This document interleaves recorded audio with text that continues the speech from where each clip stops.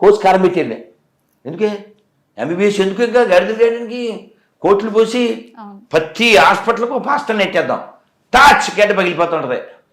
ఎంత దారుణం అంటే ఒక అతనమ్మా ఇదిగో ఇంత పొడుగున్నాడు, ఏమైంది మీకు? మాది తూర్పుగోదావరి సార్, నేను 2 అంతస్తులు మేడ నుంచి కింద పడిపోయాను సార్. పడిపోగానే పక్కటెముకలు ఫట్మని ఇరిగిపోయినాయి. ఎలా ఇరిగిపోయినాయి? ఫట్మని ఇరిగిపోయినాయి. అలా అనగానే అరేహా అని వస్తుందన్నమాట. వచ్చాక మరి ఇప్పుడు నీకేమనిపిస్తుంది? నాకు పరిగెత్తాలనిపిస్తుందా? పరిగెట్టు in the name of pieces అని ఆడిని పరిగెత్తిచ్చేస్తాడు. ఇది 2 అంతస్తులు మేడ నుంచి పడిపోయాడు, ఆడికి నరువు పట్టమని ఎముకలే అంటే ఇది అబద్ధం అంటారా? మరి రాసి నిజమని నిరూపించండి. బాటిల్లో వాటర్ ఆడి మీద కొడతా లేదా బాటిల్లో కొడతా. ఎంత ఈ ఆర్థోపెడిక్ హాస్పిటల్ ఎందుకు, ఏంటి హాస్పిటల్ లేదు. ఇంకో జోక్ చెప్తాను మీకు, పెద్ద జోకు. క్రైస్తవం అంటే బోకు, అందులో ఉండేది తుప్పట్టిన మేకు, అది తినేది పాసిపోయిన కేకు. అందుకే వాళ్ళకి చెప్తాను నేను, మా దగ్గర రాకు. ఇప్పుడు వాడితో పరిగెత్తాను ఉందా అంటాడు వీడు, ఈ ప్రవీణ్ గారు. చెరుకు తోటలో చేటడి బియ్యం దువ్విచ్చి అని పరిగెట్టేస్తాడు ఆ గ్రౌండ్ మీద, ర్యాంప్ మీద. ఈ ర్యాంప్ గాడు ఇక్కడ జోక్ ఏంటంటే, అసలు ఇవన్నీ వీడు చేయగలిగిన వాడు. నా పాయింట్ అమ్మా, ఇలా ఎవరినంటే ఆడిని స్టేజ్ మీద ఆర్టిస్టులను అందరినీ బాగు చేసేస్తున్నాడు కదా. పాప ఈ పాపుల్లో పెద్ద పాప ఎవరు? ఇప్పుడు మనం ప్రధాన అర్చకుడు అంటామా, పెద్ద గుళ్ళో పూజారిని. అలాగే పాపులకే పాప ఎవరు? పోపు అని తెలదా? పోపు అమ్మా, జార్జ్ బెండిక్ పోప్ అంటారు కదమ్మా. అంటే ఈ పాపులందరికీ పైన ఉంటాడు ఆయన, ఎక్కడో దాన్ని ఏమంటారు, దాని పేరేంటిది, బెత్లహమా, వీళ్ళ హెడ్ క్వార్టర్ ఉంది కదా, అక్కడ ఉంటాడు. పాప ఆయన ఇప్పుడు వీల్ చైర్లో ఉన్నాడమ్మా. ఈ ప్రవీణ్ గారు అక్కడ ప్రేయర్ చేయొచ్చు కదా, ఈ కలవరాయిలు కొంచెం పంపించవచ్చు కదా సతీష్. ఆ పెద్ద ఆయన్ని చెరుకు తోటలో చేటడి బియ్యం ఆడించవచ్చు కదా. ఇక్కడ ఈ డ్రామాలు చేసినప్పుడు నేను హాస్పిటల్కి ఆయన డబ్బులు ఎందుకు తాగలేదు, అది నా పాయింట్. మనకు పాస్టర్లు ఉన్నారు కదా ఆనందంగా. ఈడేమో కలజోడు లేకపోతే బొగడ బైబిల్ చదవలేడా ఏమన్నాను? ఓసారి వన్స్ మోర్ చెప్పండి. కలజోడు లేకపోతే బొగడ బైబిల్ చదవలేడు. ఈడేమో కిడ్నీలు బాగు చేసేస్తాడు, మోకాళ్ళు బాగు చేసేస్తాడు. మరి వీళ్ళు పచ్చి అబద్ధం చెప్పి ఈ భారతదేశాన్ని నాశనం చేస్తున్నారు, ఈ ప్రపంచాన్ని నాశనం చేస్తున్నారు. దేవుడు లేడు అని చెప్పు, నువ్వు సస్తావు. అంతేకాదు మా దేవుడిని నమ్ముకుంటే లేచెను నడిచెను. ఏందిరే అతవజోకు. కలజోలు లేకపోతే బొగడ బైబిల్ చదవలేవు. అంత పవర్ ఉంటే 2 సుక్కలు వేసుకో కలవరాయిలు. అందుకే నేను పాట రాశాను 10-12 ఏళ్ల క్రితమే. వాయ్ దిస్ కలవరి కలవరి కలవరిది. ఆ సాంగ్ మీరు రాశారా సార్? కాదు, అది కదా, దానికి నేను మార్చాం. Why this Kolaveri oil spoil చేయుటకే. అదేందా? అక్కడేమో టెంపుల్ అంటూ లైఫ్ మొత్తం పెంపుల్ లాగా కదా. ఈ ఇల్లు ఎవరిని మింగడానికమ్మా? జనాల్ని ఈ వాతావరణం నాశనం చేయడానికి. కాకపోతేను ఒకసారి నీ కళ్ళతో ఇందులో నువ్వు ఒక్క స్త్రీగా ఓ పిల్ల తల్లిగా ఇందులో ఒక్క పాయింట్ చదవగలుగు, నీకు దండం పెడతా. నమస్కారం అండి. నమస్తే సార్, ఎవరండి? నమస్కారం అండి, ఎవరు? Praise the lord. ఏం పేరు సార్? నా పేరు బాలయ్య గారు. బాలయ్య గారు ఏ ఊరండి? ఎర్రగొండపాలెం అండి మాది. ఎర్రగొండపాలెం మన ప్రకాశం జిల్లా. అవునవును. ఇందులో వైశాలి అని పడింది సార్, ఎవరు? వైశాలి కాదండి, జయశాలి అని పడింది. జైశా, ఓకే. అచ్చా, మీ పేరు జైశాలా? ఏం పేరు మీరు పేరు? మా డీటెయిల్స్ ప్రకారం అయితే బాలయేసు. కాదు సార్, మీ పేరు ఏం రాసుకోమంటారు? బాలయేసు అని రాసుకున్నాను. అంటే మీ నాన్నగారు పెట్టిన పేరు అదే? అచ్చా, ఓకే సార్. నాతో ఏమైనా చెప్పాలా? మీతో మాట్లాడాలని. చెప్పండి సార్. ఓకే, చెప్పండి సార్. మీరు ఒక ఇంటర్వ్యూలో చెప్పారండి, యేసుక్రీస్తు వారు పాపం చేశారని చెప్పారు. అదే విధంగా నేను చెప్పలేదు సార్, ఏసే చెప్పాడు సార్. నేను విన్నాను. నేను అనేది సార్ నా వీడియోస్లలో కూడా చెప్పాను. అసలు ఏసే చెప్పాడు సార్, ఒక స్త్రీ గర్భం పుట్టినవాడు ఎప్పటికీ పరిశుద్ధుడు కాలేడని ఆయన చెప్పిన మాటలు నేను చెప్పాను సార్, నా సొంతం కాదు సార్. మీకు రెఫరెన్స్ కావాలంటే పెడతాను. యేసుక్రీస్తు వారు పరిశుద్ధాత్మతో పుట్టాడండి. సరే, దానికి ఏమైనా రుజువు ఉందా సార్? పరిశుద్ధ రుజువు అంటే బైబిల్లో ఉంది కదా. అది ఏముంది బైబిల్లో? ఇప్పుడు నేను కూడా బుక్ రాస్తాను సార్. యేసుకు నేను కూడా బుక్ రాస్తా, అది ప్రమాణమా? అంటే బైబిల్ కల్పితమైన బుక్ అంటారు. బైబిల్ పనికిమాలని అంటాను సార్ నేను పబ్లిక్ లో. మరి మిగతా గ్రంథాలు కూడా అయ్యే కదండి సార్. ఇప్పుడు మీకు నచ్చలేదు అనుకోండి, ఏ గ్రంథమైనా మీకు అది అప్ టు యూ. మీకు అర్థమైందా? ఇప్పుడు కారు వెనకాల ఆటో అని రాస్తే అది ఆటో అవ్వదు, ఆటో వెనకాల కారు అని రాస్తే కారు అవ్వదు. బ్రహ్మానందం గారి వీపు వెనకాల టీ షర్ట్ మీద ప్రభాస్ అని రాస్తే ఆయన పొడుగు అవ్వడం కాదండి. అలాగా పరిశుద్ధం అని రాసితే అశుద్ధం పరిశుద్ధం అయిపోతుందా? ఒక మాట చెప్పండి సార్, వింటున్నాను సార్. ఇది మనుషుల ద్వారా రాయబడిన గ్రంథము బైబిల్ అంటున్నారు. తాగుబోతులు సార్ 44 మంది, ఎవరికి ఏది ఎప్పుడు మూడు వస్తే రాశారు. చెప్పండి సార్. మరి వాల్మీకి తాగుబోతులు అంటారా లేకపోతే ఏమిచారంటారు ఏమన్నారు? కాదు సార్, వాల్మీకి కాదు సార్. ఇప్పుడు సార్ మీ మాట నేను విన్నాను. ఇప్పుడు చెప్పండి. ఇప్పుడు రాముని నమ్మపోయినా పర్లేదు అని రాధామనోహర్ చెప్తాడు. నేను యేసు నమ్మకపోయినా పర్లేదని నేను చెప్తున్నా. చెప్పగలరు కదా, మీరు చెప్పగలరు కదా. ఇంకా దరిద్రం బైబిల్ మనకి ఎందుకు సార్, పెట్టేయండి సార్, ఇంక అక్కర్లేదుగా. ఈ సామాను కొనక్కర్లేదు, ఇంకెందుకు డిస్కషన్? ఎంతకెత్తావు అడగక్కర్లేదుగా. అదే స్వామి, ఇప్పుడు వాళ్ళే వేసారు కదా క్వశ్చన్. ఇప్పుడు వాళ్ళే పడ్డారు. ఇప్పుడు ట్యాబ్లో అయిపోయింది. క్రీస్తు దేవుడు సార్, మీ సామాన్లు మాకు అక్కర్లేదు, పెట్టేయండి సార్. ఏదో సామాన్లు అయిపోయా. అతనికే బాలయేసు. చాలా మంది హిందువులు కూడా అంటే ఈ మతం నుంచి ఆ మతంలోకి, ఆ మతం నుంచి ఈ మతంలోకి మారుతున్నారు. చూసుకున్నట్లయితే ఆంధ్రాలో 25% క్రైస్తవులుగా మారారు అనేది అంటున్నారు. అది కేవలం పథకాల కోసం మారారంటారా, లేకపోతే దానికి ఏమన్నా రీజన్ ఉందంటారా? ఏ రీజన్ లేదు, జస్ట్ గొర్రెలు కాబట్టి గొర్రెలేని అంతే.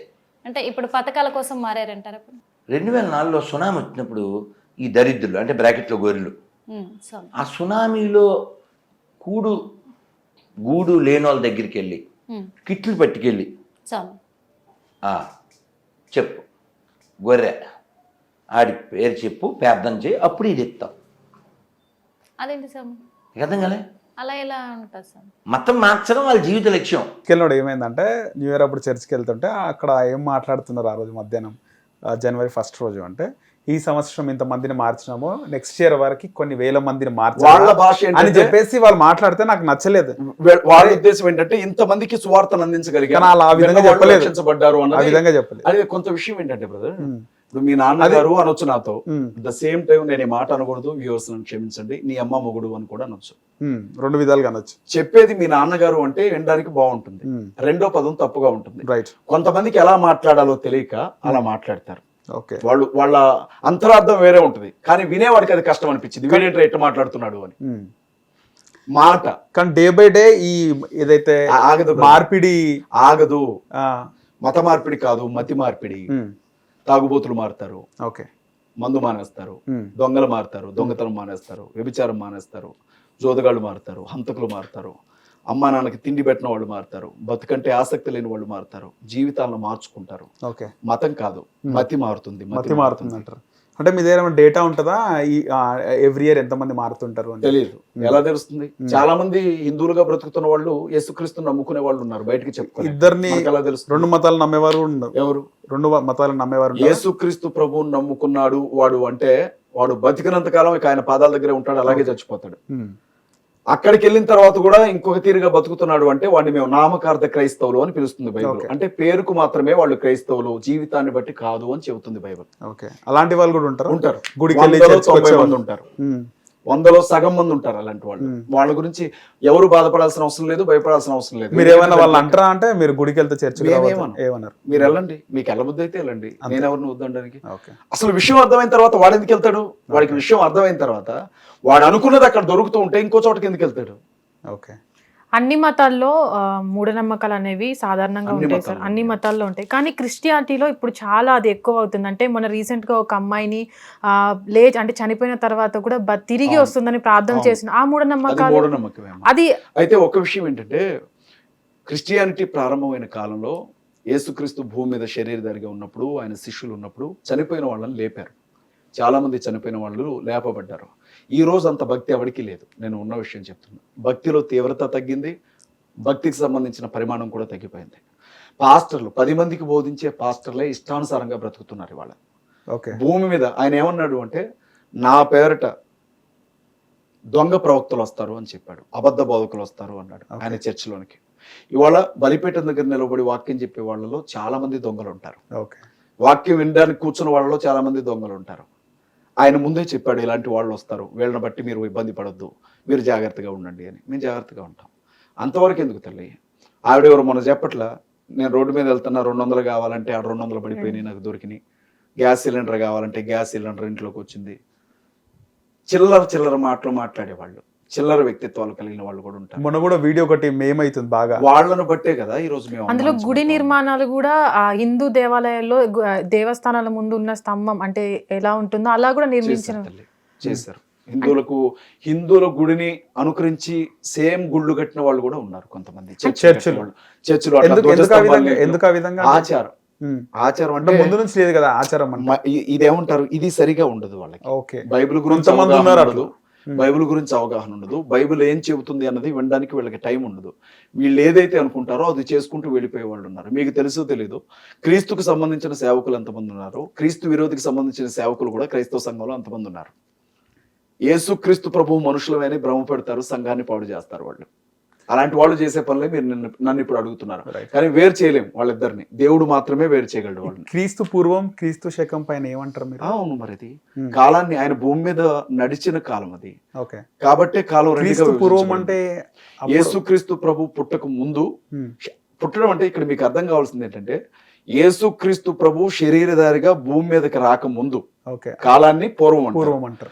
ఆయన శరీరధారిగా వచ్చిన తర్వాత జరిగే కాలాన్ని క్రీస్తు శకం అన్నారు. పుట్టడం అంటే కడుపులో నుంచి బయటకు రావడం. రైట్. ఆయన శరీరధారిగా రావడం అంటే ఆత్మరూపిగా ఉన్న ఆయన శరీరాన్ని ధరించి నేల మీద నడవడం. చాలా మంది అడుగుతారు, క్రీస్తు భూమి మీదకి వచ్చి 2000 సంవత్సరాలుగా, మరి అంతకు ముందు మీ దేవుడు ఎవడు అని. దానికి సమాధానం ఏంటంటే, క్రీస్తు ఆత్మరూపిగా ఉన్నాడు. బైబిల్ ఏమంటుంది అంటే, దేవుడు ఆత్మ అంటుంది. మేము విగ్రహాన్ని ఎందుకు పూజించమంటే, విగ్రహం కాదు దేవుడు, దేవుడు ఆత్మ అని చెబుతుంది, ఆత్మస్వరూపి అని చెబుతుంది. ఎవరైనా ఆయన్ని ఆరాధించాలనుకుంటే ఆత్మతో సత్యంతో మాత్రమే ఆరాధించాలి అని చెబుతుంది. ఆత్మరూపిగా ఉన్న ఆయన శరీరధారిగా భూమి మీదకి దిగి వచ్చి 2000 సంవత్సరాలు అవుతుందని మేము చెబుతాం. బైబుల్ చెబుతుంది, హిస్టారికల్ ఎవిడెన్సెస్ తో ఉన్నటువంటి ఆధారాలతో మేము చెప్పేది అది. వీళ్ళు ఏమంటారంటే, అంటే 2000 సంవత్సరాల క్రితం మరి మీ ఏసే లేడు కదరా, దేవుడే ఉర్రా మీకు అని అడుగుతారు. ఇప్పుడు వినే ఓపిక ఉంటే సమాధానం చెప్పొచ్చు, అవమానించాలనుకున్న వాడికి ఆన్సర్ దొరకదు కదా. ఓకే. చాలా వరకు పేపర్లో చూస్తుంటాము, అంటే తప్పుగా అనుకోవద్దు, మీరు పాస్టర్ ఒక అమ్మాయిపై లైంగిక దాడి చేసినట్టు. పాస్టర్ లైంగిక దాడే కాదు, చిన్నపిల్లని పాడు చేసిన పాస్టర్ అని చూడొచ్చు, మీరు వృద్ధులను పాడు చేసిన పాస్టర్ అని చూడొచ్చు, మందు తాగుతూ దొరికిన పాస్టర్ అని చూడొచ్చు, మందు సరఫరా చేస్తున్న. కానీ ఎప్పుడు కూడా బ్రాహ్మణులు అంటే పూజారులు పంతులు చేసినట్టుగా మనం చూడము. ఎవరు చూడలేదు. గుడుకు ఈ హైదరాబాద్ లో భలే మాట్లాడారు. అంటే చాలా తక్కువ పైన వచ్చే ఆరోపణల కంటే. వినండి బ్రదర్, చెప్పండి. ఆంజనేయ స్వామి గుడికి వచ్చిన భక్తురాలు కనపడలా, 2 రోజులైంది. పోలీస్ స్టేషన్ లో కంప్లైంట్ పెట్టారు. వెతికి చూస్తే గుడి ముందు ఉన్న బావిలో శవం దొరికింది. 4 years బ్యాక్. ఎవరు చంపింది? పూజారిగా. 4 years బ్యాక్. 17 సంవత్సరాల ఆడపిల్లని చుట్టాలింటి కింద తీసుకొని వెళ్ళి గర్భవతిని చేసింది ఎవరు? ఆంధ్రాలో అరెస్ట్ చేశారే మొన్న. పూజారే కదా. బ్రదర్, నేను అంటాను, మతంతో సంబంధం లేకుండా దరిద్రులు అన్ని మతాల్లో ఉన్నారు. పాస్టర్ల పైన ఎక్కువ ఆరోపణలు వస్తాయి. బ్రదర్, ఒకటి వాస్తవమే. ఎందుకంటారంటే, మీరు పూజారిగా ఉండి సినిమా హాల్కి వెళ్ళొచ్చు, మౌలానాగా ఉండి సినిమా హాల్కి వెళ్ళొచ్చు, కానీ ఒక పాస్టర్ థియేటర్లో కనపడితే అది ఎంత భయంకరంగా ఉంటుందో తెలుసా? మేము సినిమా హాల్లో మా వాళ్ళు కనపడ్డారో నోటి మీద ఏలుసుకొని చూస్తారు, పాస్టర్ ఏంటి సినిమా హాల్కి వచ్చిండని. అది క్రీస్తుకున్న బ్రాండ్ ఇమేజ్, అది ఆ గుడ్ విల్, అది ఆయన మనుషులు ఎలా బ్రతకాలి అని ఒక. అంటే మేము గుర్తుపట్టాం కదా పాస్టర్స్. ఎందుకు గుర్తుపట్టరు? మీకు విషయం తెలుసా? క్యాజువల్ గా నేను సినిమా రిలీజ్ అయితే మా మిస్సెస్ ని తలుపులు లోపల పెట్టేసి ఎవరు లేకపోతే తాళం వేసుకుని సినిమాకి వెళ్ళిపోయేవాడిని. 2012 వరకు నా జీవితం అది. నేను ఎప్పుడైతే సేవా పరిచర్యలోకి వచ్చానో ఆ రోజు నుంచి ఈ రోజు వరకు థియేటర్ ఎట్లా ఉంటుందో నాకు తెలియదు, దాని గుమ్మం తొక్కలా. పాస్టర్ అయిన తర్వాత వెళ్ళం బ్రదర్. అల్లరితో కూడిన ఆటపాటలకి బైబిల్ అంగీకరించుతాం. సమస్య ఏమైపోయిందంటే, అనేక మంది బైబిల్ తెలియని వాళ్ళు బతుకు తెరువు కోసం బైబిల్ పట్టుకుని బయటకు వచ్చేస్తున్నారు పాస్టర్స్ అని. వాళ్ళకి అందులో ఏముంటుందో తెలియదు, ఎక్కడ శిక్షణ ఉండదు. ఆ కులపోళ్ళలో 10 మందిలో 20 మందిని తీసుకొని సంఘం పెట్టేస్తారు. ఇక వాళ్ళు చేసే దరిద్రం అంతా సంఘం మీద రుత్తా ఉంటారు. వాళ్ళే దొరుకుతారు. వాళ్ళని బట్టి ఇప్పుడు మీరు అందరూ అన్నట్లా మీ వాళ్ళు ఇట్లా చేస్తున్నారు, మీ వాళ్ళు ఇట్లా చేస్తున్నారు అని మేము పడట్లా. ఓకే. సో ఫైనల్గా అయితే మీ పోరాటం ఆగదు ఇంకా రిజర్వేషన్కి సంబంధించి. బ్రదర్ నేను ఒకటి చెప్తా ఉన్నా, వాళ్ళకి రిజర్వేషన్లు ఇచ్చినా ఇవ్వకపోయినా వాస్తవంగా మాట్లాడుకుంటే నాకు వచ్చే నష్టం ఏమీ లేదు. కానీ ఒక మనిషిగా నేను ఆగలేకపోతున్నాను. ఇది అన్యాయం కదా? అన్యాయమా కాదా బ్రదర్? అందరినీ సమానంగా చూసేటప్పుడు దళితులను ఎట్లా టార్గెట్ చేస్తారనేది నా ప్రశ్న. దానికి ఆన్సర్ చెప్పాలి. లేదా అందరినీ మా వాళ్ళ అన్ని కులాల్లో ఉండే వాళ్ళని క్రైస్తవులందరినీ ఒకే కులంలోకి తీసుకురండి, బీసీసీ. లేకపోతే నో సర్టిఫికేట్ ఇవ్వండి, లేకపోతే నో క్యాస్ట్ సర్టిఫికేట్ ఇవ్వండి.